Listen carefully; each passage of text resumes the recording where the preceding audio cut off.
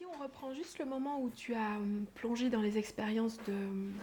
J'ai pas envie de définir ça juste par rapport à l'ayahuasca, mais en tout cas les Mhm. expériences que tu as eues en Amérique du Sud, ou avec État cette modifié de plante, conscience au voilà, sens large. Hein.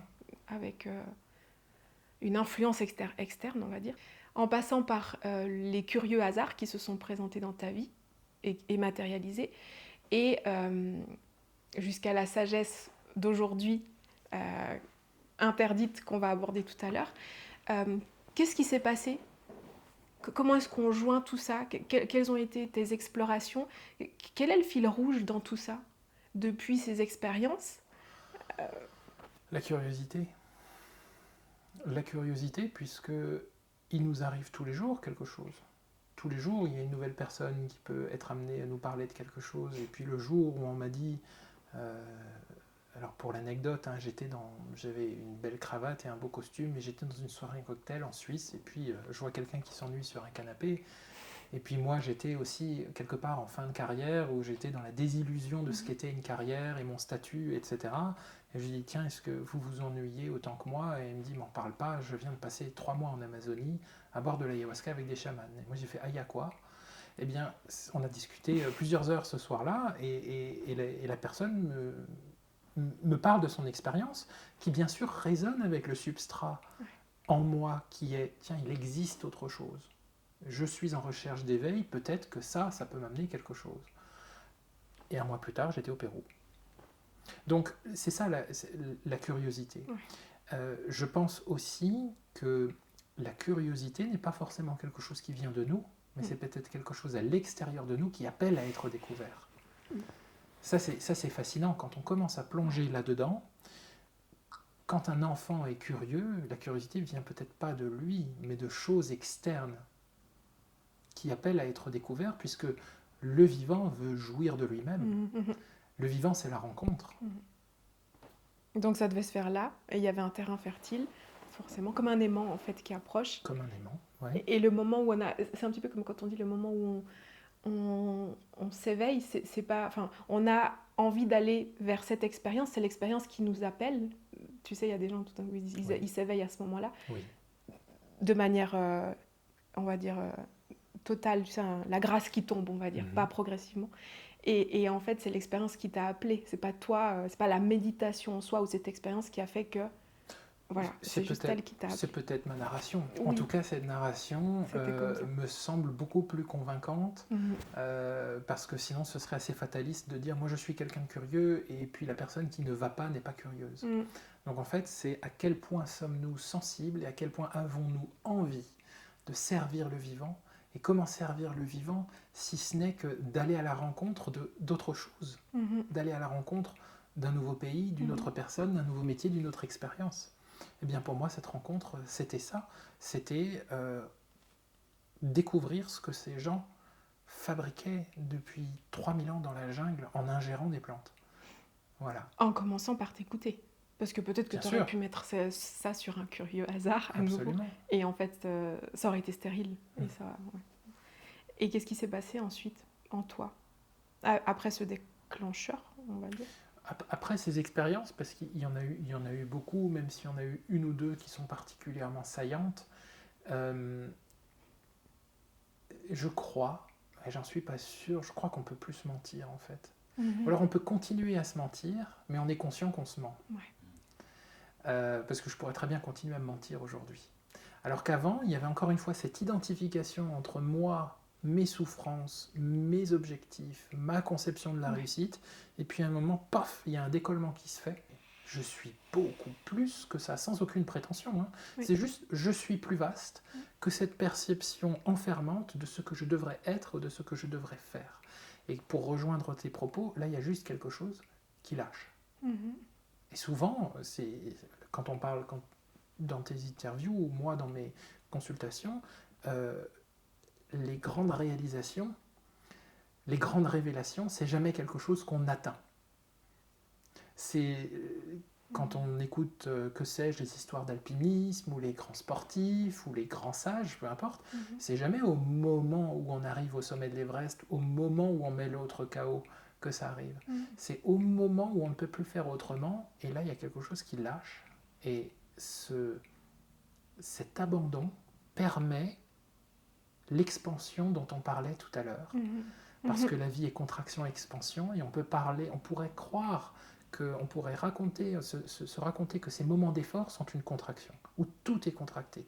L'attention, la motivation, le désir d'autre chose, et à ce moment-là, quand il y en a trop, il y a de la souffrance. Eh bien, la réalisation, ou l'éveil, ou peu importe comment on l'appelle, ça arrive au moment où, pof, on se rend compte que là, il faut lâcher. Et là, quelque chose peut enfin circuler, et on est dans un mouvement d'expansion qui a une connotation beaucoup plus positive, et qui pourrait nous faire rencontrer quelque chose de vivant et quelque chose de magique. En même temps, tu vois, là, si on fait une sorte de comparaison, toi, tu as eu cette expérience au contact de cette plante et certainement d'autres. D'autres personnes ont le même genre d'expérience, pourraient utiliser le même genre de mots dans un état de méditation, d'introspection, d'expérience d'alpinisme, peu importe en fait, d'état intérieur. Quelle est la différence selon toi entre si on prend un état méditatif et effectivement tu as cette capacité de t'abandonner dans un état de conscience qui est différent, qui peut être vaste et profond, où tu as vraiment l'impression que tu touches à, tu sais, ce moment à tout, à rien, mais tu es complètement là où tu dois être, tu es. Et le fait qu'il y ait une plante qui vienne insuffler cet état, qui vienne te faire complètement lâcher tes limitations et cette boîte dans laquelle tu es enfermé. Ma question, c'est, d'une part, il y en a une qui se fait d'une certaine manière naturellement. Donc c'est comme si, on va dire, naturellement, sans la plante. Ça t'amène à ça. À mon sens, il y a quelque chose qui s'intègre d'une manière extrêmement profonde. Ça devait se faire, c'est comme ça, c'est l'état, c'est l'expérience qui est venue toute seule.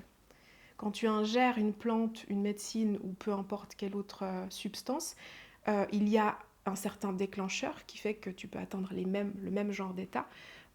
Il y a des profils types qui ne peuvent accéder à ça en méditation, où c'est compliqué sur le moment parce qu'effectivement, il y a une structure qui est trop enfermante. Quel est le degré d'intégration de cette expansion de conscience, l'un versus l'autre ? Une expérience naturelle et l'autre avec une injection. Alors, qu'est-ce qui reste en fait de vrai ? Je ne sais pas si je vais réussir à répondre exactement à la question parce qu'elle est très profonde, mais j'ai tendance à dire ou à me positionner que l'un ne va pas sans l'autre. C'est-à-dire que dans ma narration, les gens qui vont prendre des psychédéliques ou de l'ayahuasca, sans pratique méditative, c'est-à-dire on va prendre un psychédélique puis on va aller dans un concert.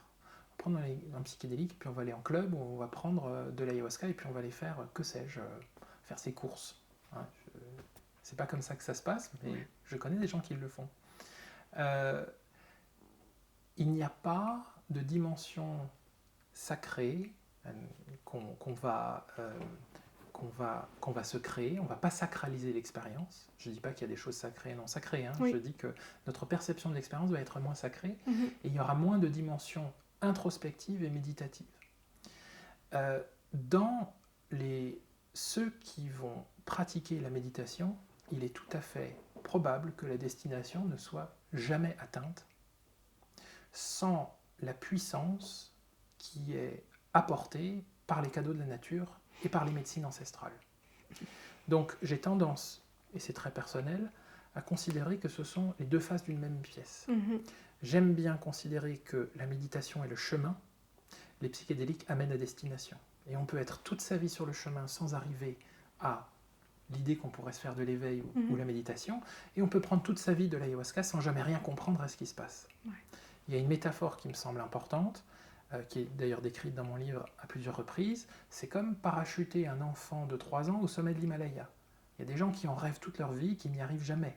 Et lui, on le parachute à l'aide d'un hélicoptère en 1 seconde, il ne l'a jamais cherché, il ne s'y est jamais préparé, eh bien, il est au sommet, il est sur le toit du monde, et sa première pensée, c'est « Merde, ça caille, je veux retourner dans ma chambre ». Donc là, on a l'exemple de quelqu'un qui va vivre une expérience psychédélique forte, sans jamais s'être préparé, sans jamais s'être posé de questions. Et de l'autre côté, on a des centaines de morts sur chaque versant de l'Himalaya, qui n'arriveront jamais au sommet. Parce que la seule pratique méditative selon notre constitution, selon notre discipline, selon notre engagement, peut tout simplement nous amener à ne jamais y arriver. Et donc, ma posture à moi, et j'ai conscience qu'elle est subversive et parfois presque provocatrice, c'est l'un ne va pas sans l'autre. Ce sont deux faces d'une même pièce, il y en a un c'est la destination et l'autre c'est le chemin. Chemin sans destination, on restera sur le chemin. Destination sans le chemin, on comprendra, on ne vivra jamais l'expérience de l'unité. L'intention est extrêmement importante, oui. Et en même temps, si ça ne doit pas se faire, ça se fera. Avec ou sans, il y a quand même une notion qui ne nous appartient pas d'une certaine manière. Je trouve que c'est important de le préciser. Peu importe le chemin qu'on a, que ce soit méditatif ou pas, ou peu importe nos pratiques, parce que finalement, il n'y a pas de chemin dit, il n'y a pas un chemin qui est prometteur, qui promet le Graal, on va dire, ou la grâce en bout de course. Donc on peut associer les deux et ne jamais arriver là où on pensait devoir arriver, où il ne se passe absolument rien, et c'est comme ça. Mais à partir du moment où on veut arriver quelque part, beaucoup de personnes te diront c'est déjà trop tard, c'est déjà foutu. Oui. Mais je trouve important de le dire, parce que tu vois, sinon on injecte à nouveau une sorte d'espoir dans les gens qui disent « Ah, mais moi je fais de la méditation, si tout d'un coup j'ingère quelque chose, peut-être que je vais arriver à... » On entend que l'intention, elle est d'une certaine manière biaisée, mais du coup, mon but, c'est simplement d'ouvrir une exploration ou des réflexions avec, sans ce qu'on veut, mais pas d'inciter, parce qu'il n'y a rien de prometteur. Absolument. Donc je trouve toujours intéressant d'écouter, comme tu disais tout à l'heure, qu'est-ce qui sonne juste, sans que ce soit une nécessité sine qua non, une condition. Oui, c'est ça, et je crois que là on est encore en train de parler de rencontre avec le vivant. Toi tu décris avec tes propres mots les médecines ou les substances psychédéliques comme un déclencheur ou un catalyseur de quelque chose, et je considère, tout en étant en accord avec ça, que quand on va rencontrer l'ayahuasca, on va rencontrer le vivant, puisqu'on est quand même, ça c'est assez fabuleux, on ingère la nature, et quelque chose se met à parler à l'intérieur de nous. Pour ceux qui en ont fait l'expérience, ils reconnaîtront, mais quelque chose se met à habiter à l'intérieur de nous et à prendre possession de notre corps. Et donc moi je considère que c'est une rencontre avec la nature. Malheureusement, elle est illégale. Au Pérou, c'est au patrimoine culturel, donc on voit bien que selon les endroits du monde, on a des visions diamétralement opposées, et c'est pour ça qu'en France, nous n'avons même pas le droit de le présenter sous un jour positif. Et donc on se borne tout simplement à faire part de nos expériences propres. En même temps que l'ayahuasca est une forme de conscience, donc si on se dit, tiens, mon approche, c'est plutôt une conscience qui est beaucoup plus psychique au sens atmique du terme, beaucoup plus une fréquence qui est cosmique plus que astrale, enfin je sais pas si astrale, mais la vibration est différente. À partir du moment où tu prends contact avec la plante, on sait que certaines substances vont encore t'appeler par la suite, d'autres moins, mais quand tu dis elle t'habite, c'est vrai, et en même temps, est-ce qu'elle ne continue pas ensuite de t'appeler par la simple et bonne raison qu'elle vibre à une vibration qui est différente, qui est beaucoup plus terrienne, il y a quand même quelque chose, il y a des rituels, il y a des traditions, il y a beaucoup de choses qui ont vécu avec cette fréquence, donc tu te connectes quand même à quelque chose qui a une sacrée histoire. Est-ce que cette fréquence-là n'a pas besoin ensuite de t'habiter entièrement pour continuer d'exister ? Je crois, je ne sais pas si je vais répondre à côté, la notion de possession, c'est une anthropomorphisation de quelque chose qui est externe à nous. Tiens, nous sommes possédés par quelque chose. C'est comme la notion d'esprit dans le végétalisme Shipibo, l'esprit des plantes. Et chaque plante a un esprit. Que ce soit vrai ou faux, on s'en fout, puisqu'on sait très bien que ce sont des notions très abstraites et très subjectives. Ce qui est intéressant ici, c'est de spiritualiser ou d'anthropomorphiser carrément la plante pour pouvoir faciliter la communication. Comme si le fait qu'elle avait un esprit nous permettait de s'adresser à elle, et de ce fait nous met dans une certaine disposition pour pouvoir travailler des choses plus profondément ou plus différentes, parce qu'on s'adresse à un alter ego. Où on place la plante dans un rôle d'enseignant. Et à ce moment-là, il peut y avoir des prises de conscience très intenses, très perturbantes, et qui viennent radicalement modifier notre perception de la réalité. Et toujours dans la même logique d'anthropomorphisation, on va dire, tu es possédé par tel esprit et tu es possédé par la plante, qui n'est en fait que la création d'une interface anthropomorphique pour faciliter la circulation d'informations. Donc dans le fond, tout est une question d'intention et de conscience. Qu'est-ce que tu mets dedans, avec quoi tu vas dedans, peu importe ce que tu prends ou ne prends pas. Oui, parce qu'il y a aussi, en résonance avec ça précisément, il y a une autre manière de voir les choses qui est de dire finalement tu ne rencontres que toi. Ouais, La plante totalement. n'est que... Les plantes ou les psychédéliques ne sont qu'une catalyseur pour venir ouvrir la conscience. C'est Olivier Chambon qui parle de ça, petite conscience, mon ego, et puis grande conscience, et puis il décrit ça en 6 niveaux de conscience différents.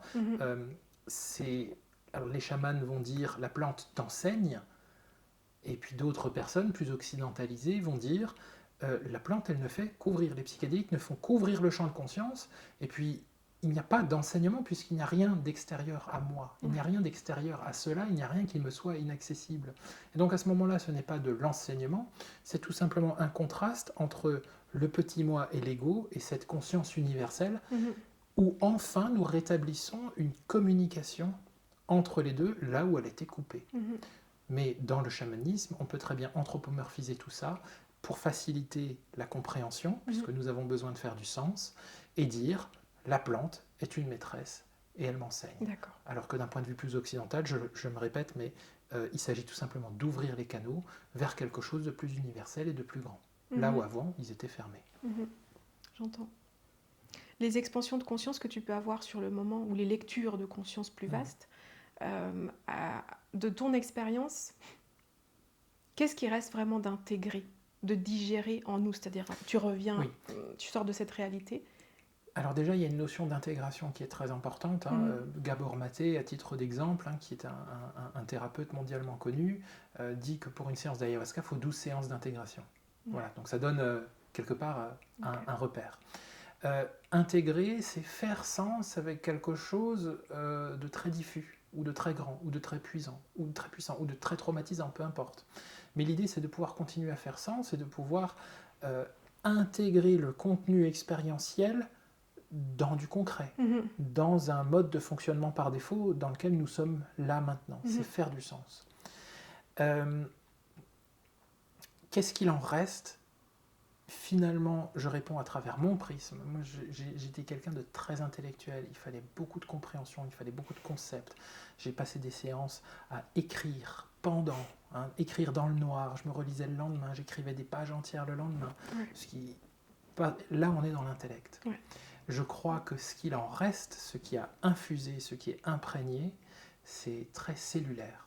Si on considère que chaque cellule est porteuse d'une information, et on le voit en biologie, je crois que dans ces expériences, il y a de la réinformation.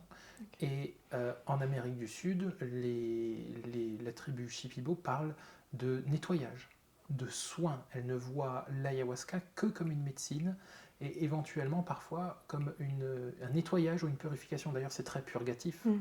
Et donc, pour répondre à ta question, qu'est-ce qu'il reste? J'ai envie de répondre à travers mon prisme, c'est très peu intellectuel, c'est surtout cellulaire. Les choses deviennent plus évidentes ou plus saillantes. Et dans mon histoire personnelle, c'était tout simplement ce décollement entre ce que je voulais, ce que je croyais et ce que je devais réussir, et ce qui est là maintenant et qui est déjà absolument extraordinaire, et qui fait que je peux laisser tomber tout ce qui me dessert. Les gens qui font l'expérience de l'ayahuasca, ou parfois même d'autres psychédéliques, décrivent l'expérience comme plus réelle que la réalité. La réalité ici, elle est déterminée par les terminaisons nerveuses de nos 5 sens. On a des plages de perception, du visible, c'est extrêmement réduit. Auditif, c'est extrêmement réduit par rapport à tout ce qui existe. Donc on est des fines fentes, on vit dans une fine fente d'un éventail extrêmement large dont on n'a pas encore touché les extrémités, même au point de vue scientifique, et ça c'est la perception de la réalité. À partir du moment où cette fente s'élargit, le montant d'informations qui nous arrive est infiniment plus grand. Parce que quand elle est élargie d'un petit peu, elle est déjà multipliée par 10. Et donc on se découvre quelque chose qu'on ne connaît pas, qui ne peut pas être scientifiquement mesuré ni reproductible. On se découvre d'autres sens, comme l'omniscience, comme de la synesthésie, respirer les couleurs, entendre des couleurs, on voit même des couleurs qui n'existent pas. Et pourtant, quand bien même ce n'est pas scientifiquement possible, reproductible et mesurable, pourtant c'est vécu. Un peu comme un traumatisme. Va expliquer scientifiquement ce qui s'est passé pendant mon accident de voiture. Eh ben moi, j'en sais rien, pendant mon accident de voiture, j'ai vu telle image, et puis j'ai vu ma vie défiler devant mes yeux, par exemple. Je suis désolé, c'est pas scientifiquement ni mesurable ni reproductible, donc c'est forcément du bullshit. Dans une expérience potentiellement positive que pourrait être celle de l'ayahuasca, ou des psychédéliques en général, il peut y avoir la même réception d'informations que dans un choc intense. L'expérience s'étale en général sur 4 à 6 heures. C'est souvent une expérience très difficile en même temps. Et cependant, quelque chose est vécu. Que ce soit réel ou pas, au sens scientifique du terme, n'est pas la question. La question, c'est qu'est-ce qui est vécu et quel est l'impact de ce vécu, aussi violent, aussi négatif, aussi positif soit-il. Et donc, on a l'impression, pendant cette plage de temps où les plages de nos perceptions sont vraiment élargies, qu'il y a quelque chose derrière ce monde. Et je dis on a l'impression, mais selon moi, c'est bien réel. Il existe quelque chose de beaucoup plus grand, de beaucoup plus vaste, au-delà de cette dimension dans laquelle nous sommes enfermés. La méditation permet aussi d'y accéder. Et c'est beaucoup plus réel que la réalité. Donc on revient dans cette réalité et on a pris conscience que tout ça n'est que transitoire. En même temps que réel. En même temps que réel. Que le vivant puisse faire, alors certaines personnes vont l'appeler Dieu, d'autres personnes vont l'appeler la conscience, là par convention je dis le vivant ou la nature. Pour que le vivant puisse faire l'expérience de lui-même, il faut que ce soit vraiment vécu.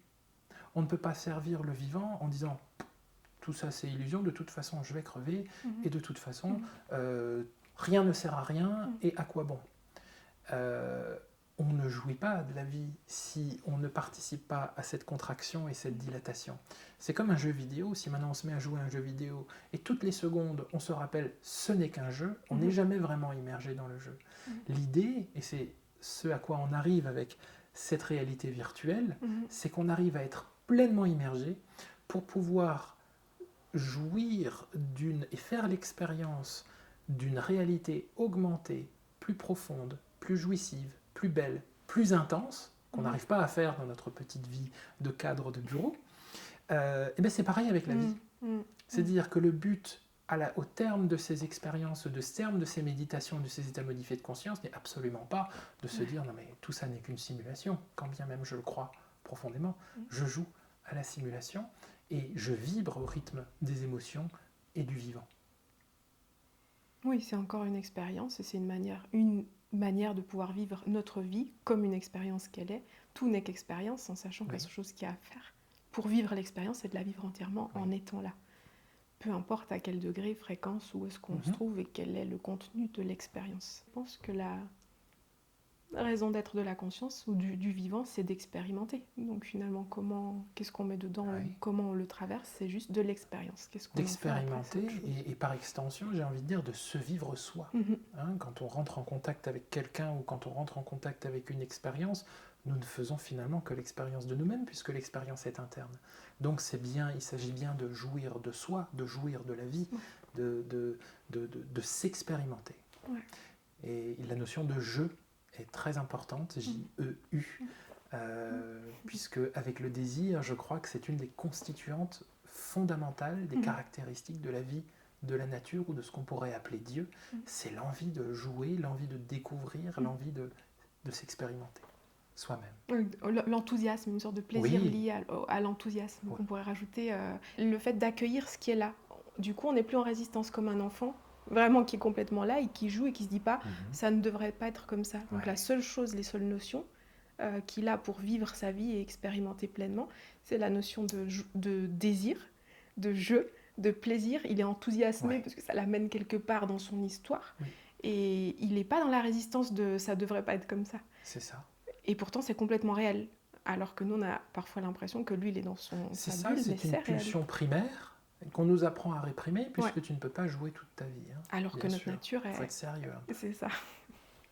Pourquoi la sagesse interdite aujourd'hui? En faisant référence à ton expérience qui a donné ce livre, ces observations, ces explorations, pourquoi sagesse et pourquoi sagesse interdite? Qu'est-ce qui fait que, même si on la connaît depuis longtemps, ça revient un petit peu au goût du jour? Pourquoi c'est né? Pourquoi c'est né? Parce Pourquoi que ce livre est j'avais né? envie de partager. Pourquoi sagesse? Ça porte son sens en lui, c'est pas une prétention, je ne suis pas plus sage que les autres, c'est juste que j'ai découvert quelque chose qui m'a ouvert des perspectives et qui fait que ma vie est très très différente et beaucoup plus riche et beaucoup plus intense et beaucoup plus lumineuse. Interdite, parce que les cadeaux de la nature qui ont été employés depuis des milliers d'années par des traditions qui sont constitutives de notre société, comme le christianisme, le bouddhisme, et toutes les religions, et même toutes les traditions spirituelles qui ne sont pas des religions, et qu'on a tendance à considérer comme sectaires en France, parce qu'on a une spécialité française à cet endroit-là, toutes ont été influencées par des cadeaux de la nature. Ce que j'appelle des cadeaux de la nature, c'est ce qu'on peut appeler des plantes sacrées, des plantes maîtresses, ou par extension des psychédéliques, une fois qu'on en synthétise les molécules actives. Oui. Et la sagesse interdite, en dehors d'explorer des notions comme l'évolution personnelle, qu'est-ce que la spiritualité, qu'est-ce que la science et ses dérives, c'est d'observer l'utilisation de ces plantes à travers l'histoire, d'une manière dont nous ne sommes pas très informés, en repassant sur des textes, sur des événements, sur des interprétations de textes sacrés. Le contenu de la sagesse interdite, donc d'abord ça explore des notions, on n'est que dans l'exploration de notions comme la guérison, comme l'évolution personnelle, qu'est-ce que la spiritualité, qu'est-ce que le scientisme, un essai de définition de la conscience, et puis après c'est de faire un zoom sur la présence de ces plantes, de ces substances qui sont offertes par la nature, puisque je le rappelle juste, à une certaine époque, on n'avait pas le même mépris pour toutes les substances qui nourrissaient l'esprit. Aujourd'hui, on dit qu'ils altèrent l'esprit, mais à l'époque, on nourrissait son corps. On ne pouvait pas imaginer que sur une table, on n'allait pas nourrir son esprit aussi. Aujourd'hui, on partage un mépris absolument incroyable. Donc j'explore dans le deuxième tiers du livre une grande partie des traditions spirituelles, influencées elles-mêmes par le chamanisme, qui est une forme de religion non dogmatique et expérientielle originelle, et à la fois dans les religions, bouddhisme, hindouisme, christianisme principalement, même si on peut aller au-delà. Dans la Bible, il y a 204 plantes. Sur ces 204 plantes, il y en a à peu près 90 qui sont identifiées formellement, et sur ces 90, il y en a au moins 25 qui sont psychédéliques ou qui altèrent l'esprit.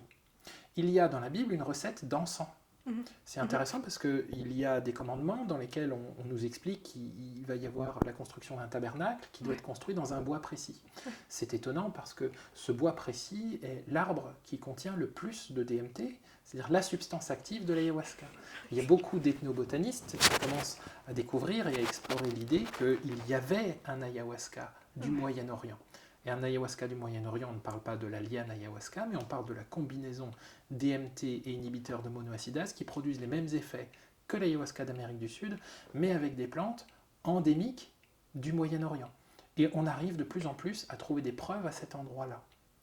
Par exemple, donc ça c'était pour le christianisme, donc la présence de plantes psychédéliques. Jésus en grec c'est Iessos. Iessos, la racine c'est médecin. La racine de médecin c'est ios, poison. Il se décrit lui-même à 4 reprises dans la Bible comme homme médecin. Qu'est-ce que la médecine il y a 2000 ans si ce n'est pas par l'intermédiaire de plantes? Et s'il y avait bien quelqu'un qui soignait l'esprit plus que le corps, c'était bien ce gars qui marchait sur l'eau. Intéressant aussi, on a un épisode où ce monsieur change l'eau en vin. Ce qu'il faut comprendre, c'est qu'à l'époque, on n'avait absolument aucune conscience de ce que c'était que l'alcool. Donc le vin n'avait pas de caractéristiques, l'ébriété produite par le vin n'avait pas de caractéristiques purement éthyliques. C'est-à-dire on ne considérait pas que ça venait que de l'alcool. Le vin n'était pas fait que de raisin. Les cités rivalisaient de leur vin, non pas par la qualité du raisin ou du terroir comme aujourd'hui, mais par la qualité de l'état d'ivresse dans lequel ils nous mettaient. Et c'est pour ça qu'on a d'abord Dionysos. Hein, le mythe de Dionysos, Jésus emprunte une immense partie du mythe de Dionysos. Dans la mythologie comparée, c'est fabuleux.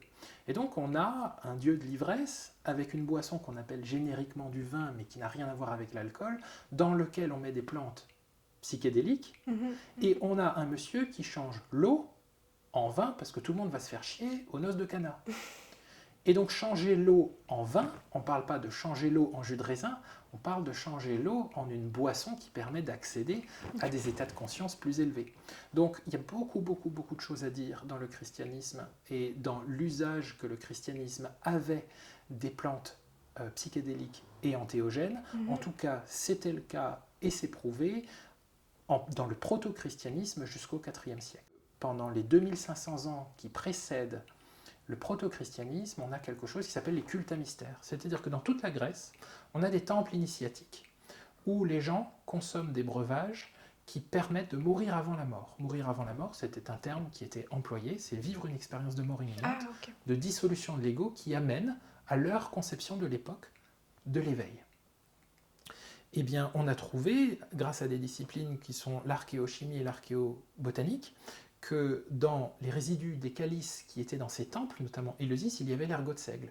L'ergot de seigle, c'est de là que vient le LSD. Il y a également une forte présence de psilocybine à ces endroits-là, et donc on a des rites généralisés dans toute la Grèce, dans tout l'Empire grec, qui était beaucoup plus grand que la Grèce aujourd'hui, donc qui s'étalait une partie de la Turquie jusqu'à un peu plus à l'ouest, dans la Méditerranée, et avec des pratiques initiatiques de masse aux psychédéliques. Et ça a duré 2500 ans. Les spécialistes pensent qu'il y a plusieurs millions de personnes qui sont passées par ces initiations psychédéliques. Et Jésus aurait été celui qui a sorti du temple ces expériences-là à l'aide de plantes. Et qui permet à tout le monde d'accéder à ces expériences-là. Puisque Jésus, on le sait bien, était un anarchiste. Pour quelle raison est-ce que ça revient en force aujourd'hui ? Alors c'est ce qu'on appelle la renaissance psychédélique. Pour savoir pourquoi ça revient en force, déjà il faut se plonger dans pourquoi est-ce que ça a été interdit. Donc dans les années 70, on a accusé le LSD de créer des déserteurs. Il y avait un mouvement qui était vraiment anti-guerre du Vietnam, et le LSD était, si tu veux, le carburant de ces prises de position pacifistes, qui ne servaient absolument pas les intérêts de l'État. Ce qu'il faut comprendre, c'est que la raison d'interdiction de ces substances, elle est politique, elle n'est pas sanitaire. Totalement. Elle est purement politique. Et donc aujourd'hui, la raison, je ne sais pas, c'est sans doute dû à certaines œuvres culturelles majeures, ou sans doute dû à la facilitation du commerce et la facilitation d'accès à ces substances à travers Internet ou à travers une émergence du chamanisme. On y a toujours eu accès d'une manière ou d'une autre, peu importe pour quel usage. Si on en voulait, peu importe quelle substance, on l'obtenait. Ça n'a jamais été complètement éradiqué de la planète. Et du coup, je me dis, aujourd'hui, ça revient en force, c'est-à-dire d'une manière un peu plus scientifique, mêlée à de la conscience et à des compréhensions d'utilisation qui visent la guérison de l'esprit ou les expansions de conscience. Pourquoi ? Il y a probablement aujourd'hui des intérêts pharmaceutiques derrière, puisque les études ayant été relancées, on se rend compte de l'impact thérapeutique de ces substances sur le stress post-traumatique, sur les TOC, sur la dépression, sur les addictions. Et il peut y avoir une volonté capitaliste qui permet justement l'expérience et la démocratisation de ces choses-là. Les études sont toujours plus nombreuses, et ce qui est intéressant, c'est de voir les deux mouvements qui naissent de cette renaissance. Un mouvement que moi je me permets d'appeler réducteur, et qui va fixer l'intérêt de ces substances psychédéliques et antéogènes au seul aspect thérapeutique, c'est-à-dire à une notion de guérir. Mais guérir est très réducteur quand on peut s'engager dans l'exploration de l'existence au sens large du terme, dans laquelle guérir n'est qu'une partie, et c'est là où on arrive au deuxième chemin, la deuxième voie, qui est plus une voie antéogénique, c'est-à-dire ne pas considérer ces substances comme de simples molécules qui vont avoir ou créer des interactions qui vont nous permettre de guérir de certaines affections, mais tout simplement d'aller découvrir une autre dimension de l'existence, d'arriver à spiritualiser l'existence, et c'est là le chemin Ok. auquel je suis plus attaché, c'est créer un lien entre spiritualité et psychédélique, Mhm. et c'est d'ailleurs comme ça que ces outils ont été utilisés Mhm. depuis des milliers d'années. Ouais, en fait, la thérapie, c'est une sorte de moyen d'excuse qui est acceptable aujourd'hui socialement, on va dire. C'est la voie qui a été Ben choisie oui. par rapport à ce qui est en train de se passer aujourd'hui au Absolument, niveau et sociétal. toujours sous le prisme scientifique Ouais. et médical, Donc ça, c'est encore acceptable. et Et du surtout coup, c'est rentable. totalement. Oui, ça dessert différents pans de la société. Dans ce qui est descendu, dans ce qui est passé à travers toi dans la rédaction de ce livre, dans ce message, on va dire, qu'est-ce qui a le plus vibré dans ce que tu as déposé? Je ne sais pas si c'est la réponse que tu attends, mais j'ai découvert énormément de choses. C'est-à-dire que avec l'impulsion qui était première d'écrire ce livre, j'avais déjà une idée de quelque chose qui se cachait. Mhm. Pas forcément qui se cachait, mais qui n'était pas au grand jour, le fait que les plantes psychédéliques étaient au centre des religions et au centre même du christianisme durant les 4 premiers siècles de notre ère. Et là, on a des preuves factuelles. Mais ce que j'ai découvert par la suite, c'est encore plus grand. Mhm.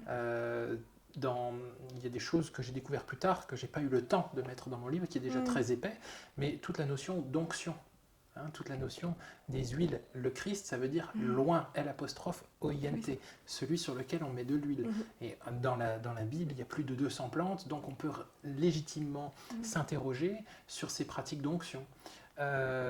Et c'est sans fin. J'ai découvert qu'il y avait au centre du zoroastrisme, qui était quand même une religion concomitante avec le védisme, 2 millénaires avant notre ère, où une plante qu'on appelait Aoma, ou plutôt un breuvage, était au centre de cette religion-là, où on a Zarathustra, le personnage principal, leur Jésus à eux, qui boit la plante et qui communique avec la plante. Okay.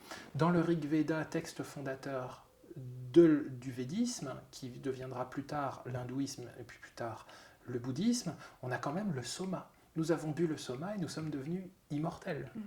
Donc, dans chaque texte religieux, en tout cas ceux que j'ai nommés, les plantes ont une place centrale, pas accessoire, centrale et fondamentale. Et donc, c'est ces choses-là que je développe et que j'ai découvert. Et bien sûr, à l'origine de tout ça, avant d'écrire ces textes qui sont fondateurs, et qui feront plusieurs milliards de followers par la suite, dans ces religions, eh bien, avant ça, il y a l'expérimentation de ces plantes pour pouvoir l'écrire. L'expérimentation, c'est quoi? C'est le chamanisme.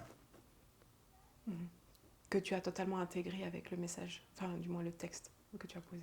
Oui, donc je fais un lien, si on peut dire étroit ou évident, entre chamanisme, religion, spiritualité et plantes antéogènes. Quelle est la place que cette plante ou le psychédélique, on va dire, a pris dans l'écriture du livre? C'est le propos central. C'est le propos central. J'ai fait un livre sur l'implication des psychédéliques dans notre monde d'aujourd'hui et l'implication également de notre distanciation de la nature, donc des psychédéliques. Où se trouve ta paix aujourd'hui? Dans le moment présent. Dans ma capacité à accéder au moment présent, puisque j'ai des errances, comme tout le monde, je suis soumis au même cycle. Et la question entre la crête et le creux, c'est à quel point je suis conscient du processus auquel je suis soumis. Et à quel point j'arrive à dézoomer et à voir que ce n'est qu'une oscillation. Donc, où est ma paix? Dans ma conscience et ma capacité à accéder à ce moment présent, à l'être, à ce qui est. Et qu'est-ce qui te fait le plus vibrer, qui peut-être était déjà là quand tu étais enfant? Je dis bien peut-être. Qu'est-ce qui te fait le plus vibrer dans ton cœur? Je pense que c'est la découverte. Quelque chose d'enchevêtré avec la curiosité. L'émerveillement du nouveau, de la découverte et de découvrir toujours plus de profondeur et dans le moment présent. Il y a cette phrase que je me fais mienne en ce moment, c'est quand j'ai des moments de pleine conscience, que je les recherche ou que je ne les recherche pas, des moments de pleine présence, je me pose cette question, mais qu'est-ce que je peux faire là pour être encore plus conscient? Et la réponse ne se trouve pas dans les mots, mais se trouve dans la posture qu'on a face à ce moment présent. Et là, il peut peut-être arriver une dissolution. Mais cette question est importante, elle est intéressante, c'est qu'est-ce que je peux faire là pour être un tout petit peu plus conscient? Elle est à double tranchant, parce qu'elle peut nous emmener dans une mentalisation. Je souhaite encore plus que ce qui est. Et en même temps, elle nous amène à une disposition qui permet de nous rendre compte que le mental est inutile. C'est juste une posture. Oui. Si tu devais poser quelque chose de précieux dans le cœur des gens qui vont t'écouter à travers ce partage, qu'est-ce que ce serait? 2 choses. La curiosité. Pas simplement en étant curieux, hein, mais en prenant conscience que la curiosité est une énergie, une impulsion primordiale du vivant. Le vivant est quelque chose qui se répand. Et pour cela, il y a besoin de courage et de curiosité. Et c'est Terence McKenna qui disait « Nature loves courage », la nature aime le courage. Et elle te montrera qu'elle aime le courage, car quand tu fais acte de courage, elle enlèvera les obstacles de ton chemin. Ça sonne un peu biblique comme ça, mais c'est quelque chose que j'ai constaté. La curiosité et le courage, la définition du courage, c'est affronter ses peurs. Et donc les deux se répondent. Je suis curieux, mais j'ai peur. Donc il me faut du courage. Et quand on arrive à faire une alchimie de ces choses-là, il y a une magie qui arrive. Et on peut éventuellement s'appuyer sur ce qui est ma narration, en tout cas, qui est « je fais confiance dans l'intelligence du vivant ». L'intelligence, c'est pas seulement mon intellect, hein, c'est toutes les réponses corporelles qui nous permettent de survivre seconde après seconde et qui peuvent parfois, et c'est très important, se transformer en intuition. L'intuition n'est peut-être que la traduction en sentiments purs d'informations qui n'ont pas été filtrées par notre cerveau, mais qui ont été perçues par quelque chose de beaucoup plus grand et qui nous est transmis par quelque chose de beaucoup plus grand. Si tu devais le résumer en 3 mots, tu sais, comme un mémo auquel on peut revenir régulièrement facilement. Curiosité, courage, confiance. Merci beaucoup.